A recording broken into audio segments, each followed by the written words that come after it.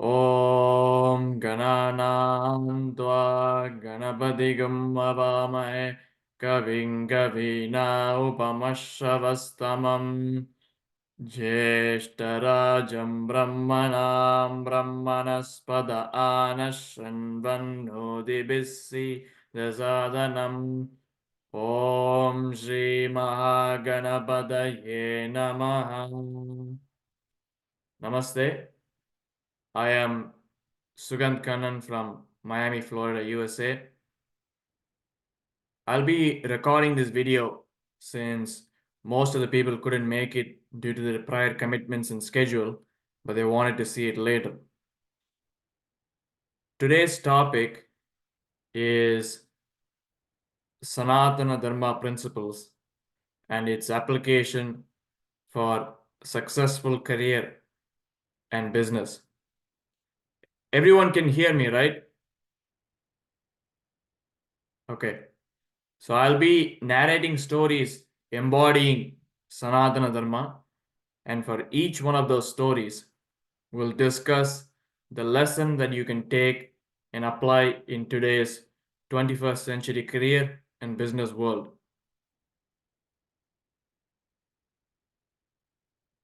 Vedavyasa is the author of the great epic Mahabharata, and Rishi Vaishampayana was a Shishya of Vedavyasa. So Vaishampayana was entrusted the responsibility by Vedavyasa to compile the Yajurveda. The Yajurveda is one of the four Vedas, and he divided into kandas or books. After completing this task, Vaishampayana taught the Yajurveda to his Shishyas at his Veda Patashala. And amongst all of Vaishampayana's Shishyas, the most brilliant and able was Yajnavalkya. Due to a curse, Vaishampayana one time had to do severe penance in order to expiate the sin. So, as a guru, he asked his disciples to perform the necessary penance for 7 days to expiate their guru's sin. Yajnavalkya, who had a very straightforward nature of communication, boldly suggested that he himself alone could perform this tapas faster than the other disciples and relieve his guru of the sin. But his guru Vaishampayan misinterpreted Yajnavalkya's straightforward suggestion as disrespectful and disparaging of the other disciples at the Patashala, and an angry Vaishampayana asked Yajnavalkya to give back all the knowledge that Yajnavalkya had learned from Vaishampayana and go away from the ashram. Accepting the instructions of his guru, Yajnavalkya threw up. He vomited the Yajurveda knowledge that he had learned from Vaishampayana in the form of black vomit stained with blood. Since the four Vedas are very sacrosanct, Vaishampayana did not want the vomit to hit the ground.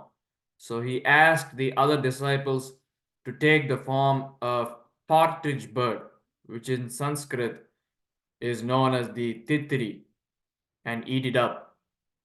So these pupils in the form of the titri birds swallowed up the Vedas as they came out of Yajnavalkya's mouth.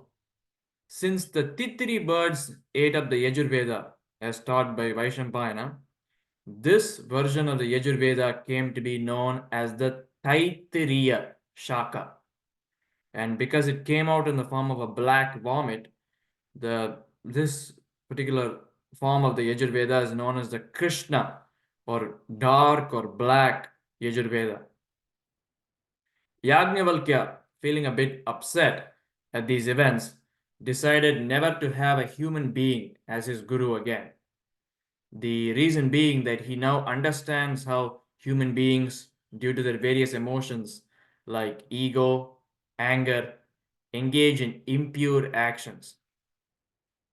Yajnavalkya did severe tapas to Suryadev, the sun god, in order to get back the possession of the knowledge of the Yajurveda. Suryadev in turn asked Yajnavalkya first to worship Devi Saraswati. He performed great tapas to Saraswati and was blessed. Having completed the initial phase and prerequisites for his education, he requested Suryadev to teach him the Yajurveda, including the parts which were not known to even his guru, Vaishampayana. And Suryadev took the form of a horse or Vaja and taught him the Yajurveda. While the Krishna Yajurveda that Vaishampayana had taught him had the Samhita and Brahmana portions jumbled together, the Yajurveda that Suryadev taught him had the Samhita clearly separated from the Brahmana. So that is why some people believe that it is called Krishna Yajurveda because of its complexity due to the combination of the Samhita and Brahmana. And the Shukla, since Suryadev, and it's called the Shukla Yajurveda because of the clarity. The Samhitas and Brahmanas are separate. Since Suryadev taught the Shukla Yajurveda to Yajnavalkya in the form of a Vaja or horse, this branch of the Shukla Yajurveda is called the Vajasanei. So what is the lesson that can be learned from this story for career growth? Anytime one faces a major setback in one's career, changing strategy is very important.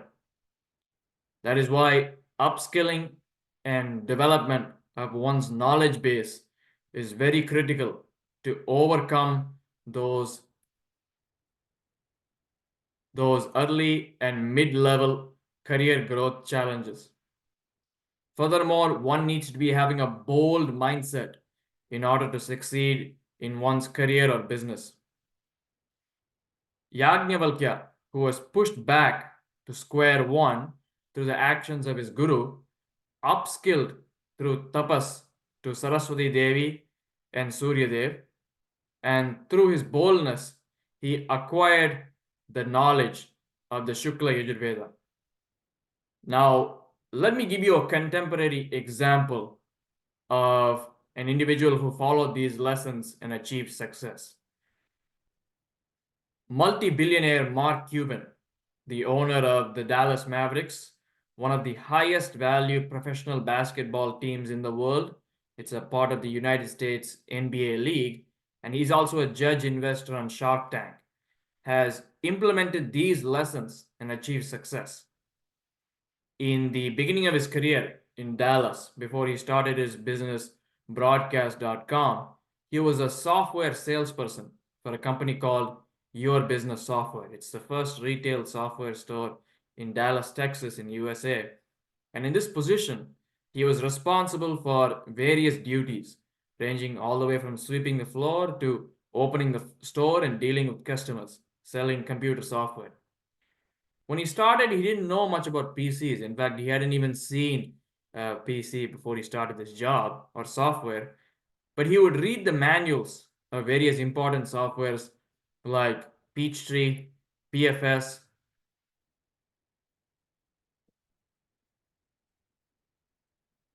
He would read the manuals of various softwares like Peachtree, PFS, DBase, Lotus, etc.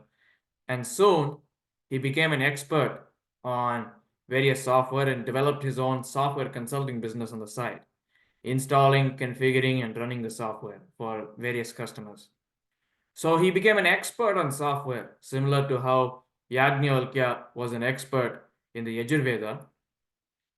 Then a potential client asked Mark Cuban if he could come to their office in Dallas to sign a deal and take the deposit check.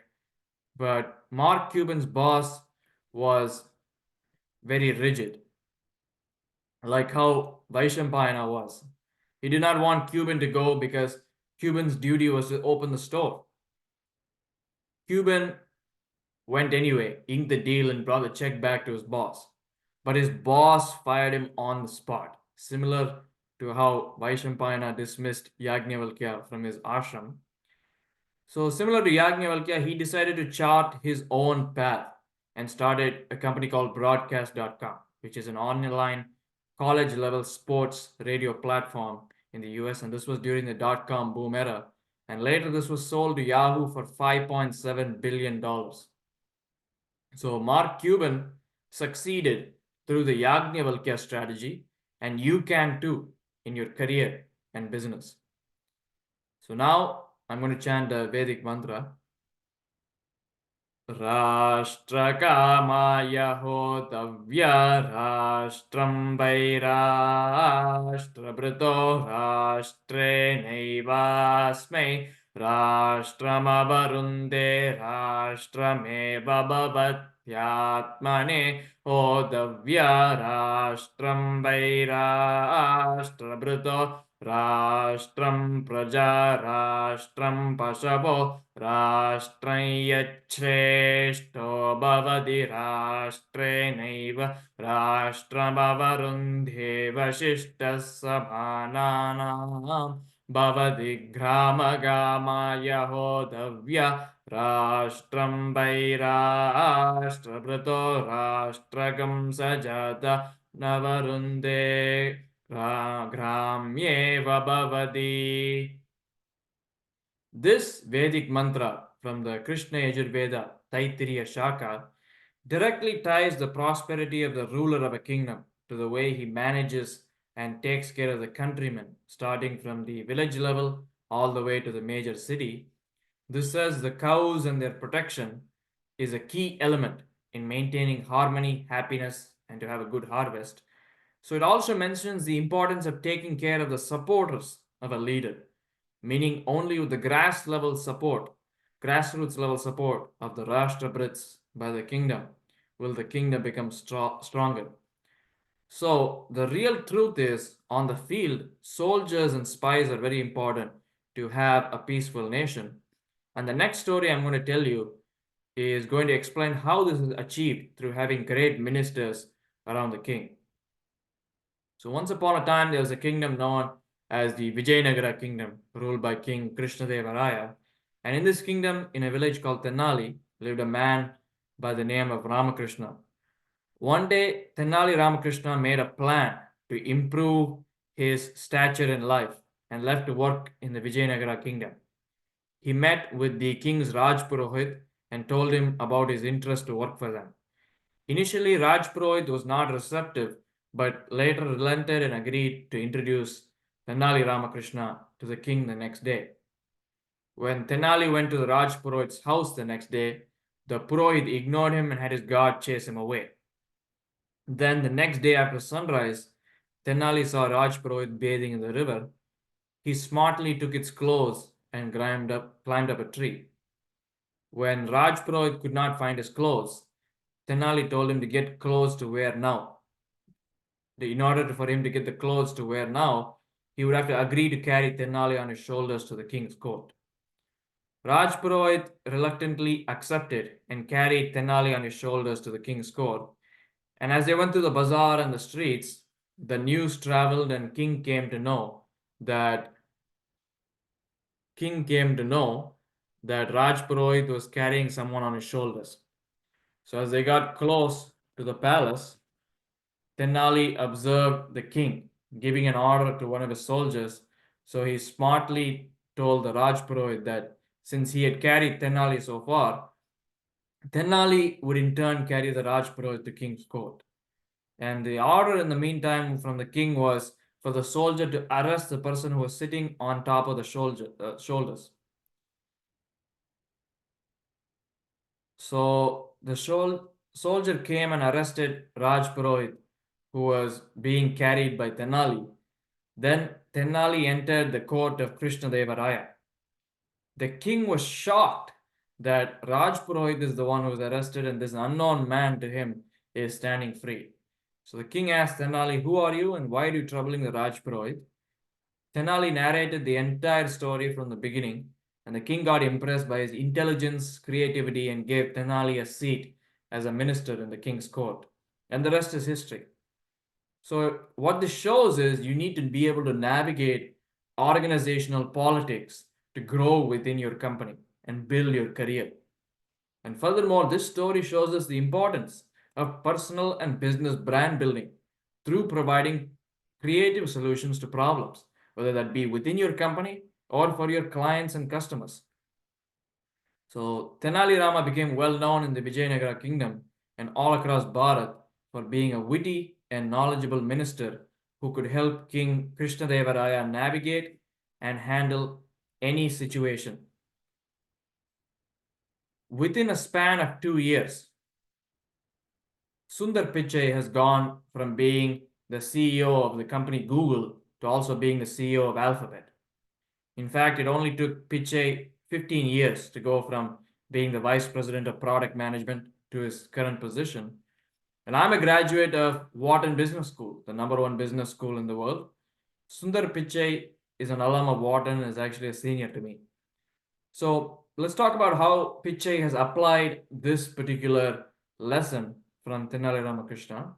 Under Pichai's direction, Google Chrome has moved from being, it's moved beyond from just being a browser. He launched Chrome OS, the operating system for Chromebooks, and also Chromecast, a unique way for Android phones to connect to TVs. Furthermore, he recognized the next 5 billion users of smartphones will be coming from Bharat. So he spearheaded a unique project called Android One, which is a lightweight version of Android that works on affordable phones that don't have the highest hardware specifications, with the goal of penetrating populous markets in second and third tier cities in Bharat as well as in villages. In fact, Chris Beckman, who is one of the leading former product managers at Google, said that Sundar Pichai avoided making enemies at the office. He said that Google has politics like any other large company, and Sundar Pichai navigated those politics to help make his team successful and grow within the organization. And of course, this is similar to what Tenali Ramakrishnan did in the Vijayanagara kingdom. Pichai's team of product managers had a very strong reputation in Google, as being one of the best product management teams, similar to how Tenali Raman had a reputation in the Vijayanagara kingdom as being one of the best ministers. So what all this shows is, to be successful in whatever you do, you need to understand, be creative, and be flexible to taste success at the highest level. So now let's come to the Mahabharata, one of the greatest epics in Sanatana Dharma. So in the Mahabharata, there's a nice story. Dhritarashtra, the king Dhritarashtra, with the pushing and prodding from his eldest son Duryodhana and Gandhar Raj Shakuni, hatched a plan to get rid of the Pandavas in the early stages of the Mahabharata. Dhritarashtra instructed the future king, and who was the Yuvraj at the time, Yudhishthir, to visit Varnavat, which is near present-day Meerut in Uttar Pradesh, to attend a regional festival. Yudhishthir was a bit suspicious about Dhritarashtra's intentions, and his suspicions were confirmed by the warning of the minister Vidura that Purochana had built a palace called the Laksha Graha, made of lacquer, that was designed to be highly flammable. And this was going to be a covert assassination attempt. You know how nowadays they call it special operations. So Yudhishthir, even though he knew this, he remained silent until the Pandavas and Kunti, they reached Laksha Graha, where he checked the palace, confirming the theory. He quietly informed his brothers and mother, and they inspected the grounds and actually found that the palace had many flammable materials like ghee, straw, and bamboo in the storage, and this would help the palace burn much faster. So Yudhishthir, despite knowing all this, they made a collective decision, the Pandavas and Kunti, to remain in the palace, acting as if they know nothing, and celebrate the local regional festival in Varnavat. And in the meanwhile, they hatched a plan to escape without leaving any trace. Vidura, being very smart, sent a miner in disguise. And every night he would secretly excavate and dig a tunnel from the Laksha Graha to another location away from the palace, where the Pandavas and Kunti could emerge and escape. And after the completion of the festival on the last night, Yudhishthira set fire to the entire palace. There was a Nishada woman and her 5 sons, as well as Purochana, who were in the palace, and they all got burned in the fast-moving fire, whilst Yudhishthira and the Pandavas and Kunti escaped through the tunnel. that had been excavated and constructed by the miner. So, in fact, recently that tunnel has been discovered, and similar to how the Archaeological Society of India has done, excavations and analysis at the Ram Janmabhoomi site as well as now Gyanvapi, they are starting, research and examination of this particular tunnel in Uttar Pradesh. So I'm sure in a few years we will get the report and have a chance to look at what their findings are. But back to the story, the locals thought that these burned bodies, who were actually the Nishada, her five sons, and Purochana, they were the bodies of Pandavas and Kunti. And Dhritarashtra, secretly happy, started to arrange for Duryodhana to be the new king. Then the Draupadi Swayamvar happened, and due to the events that followed, Pandava's identity came to be known. So what is the business lesson to be learned from this? When dealing with your competitors in your organization or in your business, it is important not to reveal your strategies. Operating in secret and acting when they are least expected is a critical strategy for success. Let me give you an example. Operation Kaveri by the Indian Armed Force Commandos utilized this Laksha Graha Pandava strategy to evacuate thousands of stranded Indians from Sudan during the 2023 conflict. Using C-130J aircraft with Garud commandos of the Indian Air Force, they flew and rescued over 700 Indians from an airstrip in Sudan, where they had congregated in advance and were in hiding. And while landing, the Indian pilots used electronic and infrared sensor technology to confirm that the runway was clear, there weren't any militants or enemy combatants, and they did a tactical approach using night vision goggles. After landing, they quickly loaded all the passengers, their luggage, and took off. And similar rescues like this were conducted by the Indian Air Force across Sudan, with a total of 2,400 Indian citizens being evacuated from Sudan in a matter of days. When the secret operation came to light, foreign governments were stunned at the capability of the Indian External Affairs Ministry and the Indian Air Force.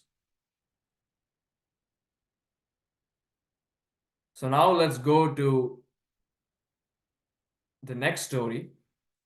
Vishnugupta Chanakya, one of the most learned Brahmins from the Takshashila Gurukul, which was the Harvard University in ancient India, known for its excellence in political science and political thought.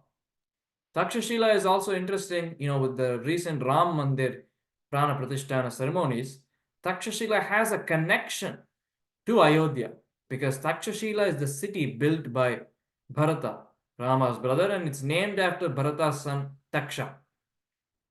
So Chanakya was the catalyst for the rebellion against the invading army of Alexander, the Greek king.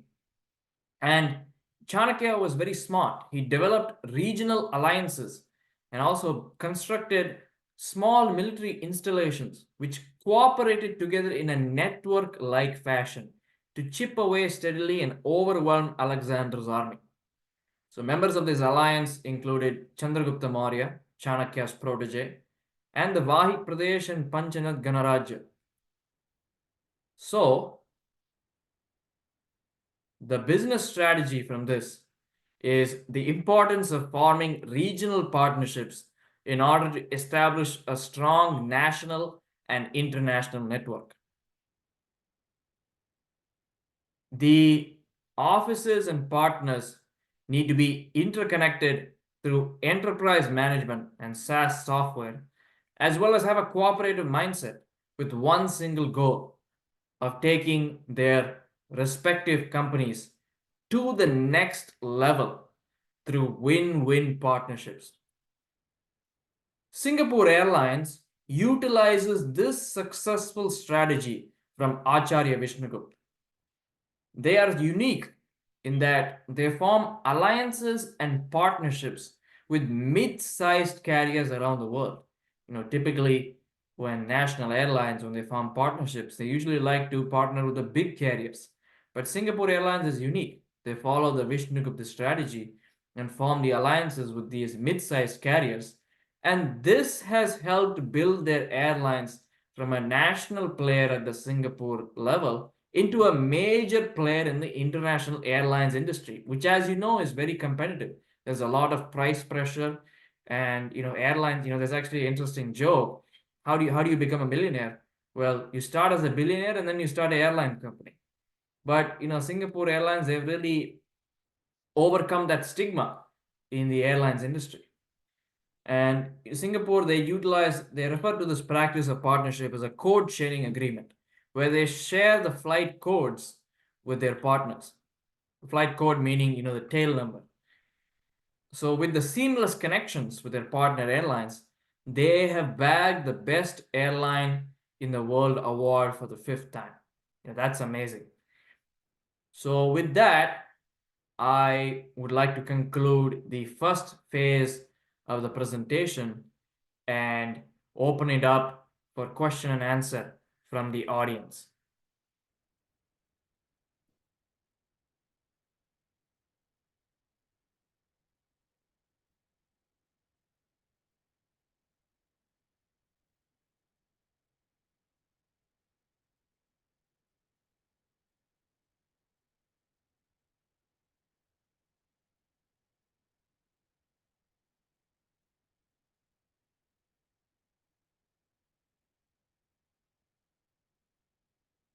So I mean, you can ask any question, whether it be in Sanatana Dharma in general, or you know, business, or the connection between the two.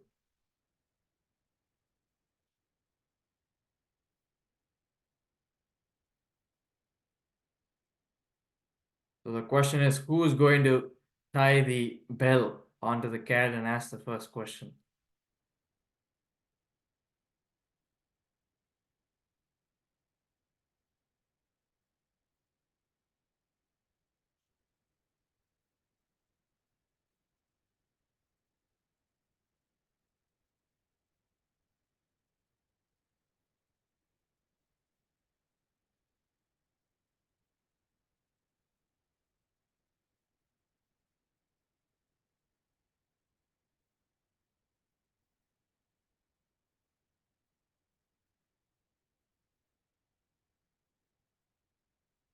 Okay, so I'm seeing that we have no questions. I'd like to thank everyone for joining this presentation.